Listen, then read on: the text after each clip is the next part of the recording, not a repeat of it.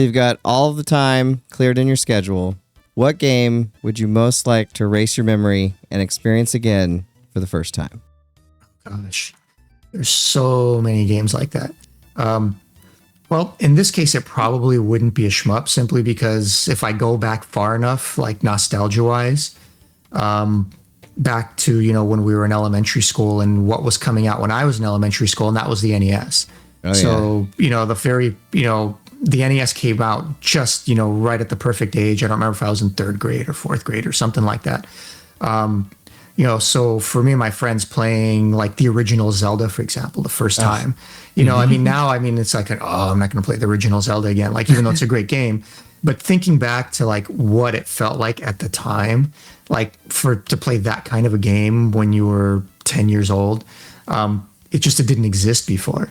So, and we were so enamored by it, like just that original Zelda.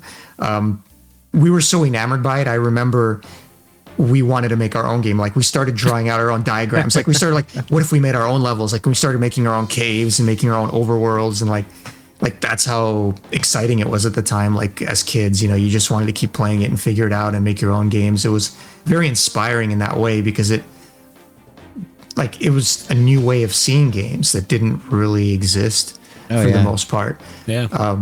So, there's tons of shmups, obviously. I'd love to play the original R-Type again for the first time in the arcade, because that was just an incredible experience.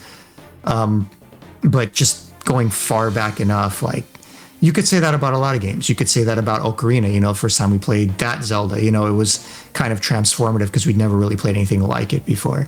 But for me, I have to go further back. I have to go back to like the original Zelda or something to, like, if I could just erase my memory, and not now, because now it wouldn't be the same experience. I'd have to be 10 again. Right. No, that's kind of what I mean, is like experience it exactly as you experienced it before. But back then, it's like, the games are that or Ninja Gaiden. It'd have to be one of those two.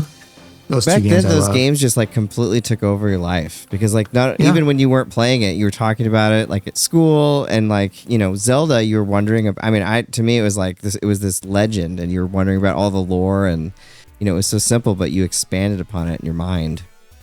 You couldn't wait to get back to it until you finished it. Like, because especially when you haven't finished the game yet, like to get further and further until you get through it. Like, that experience was like nothing else. Yeah.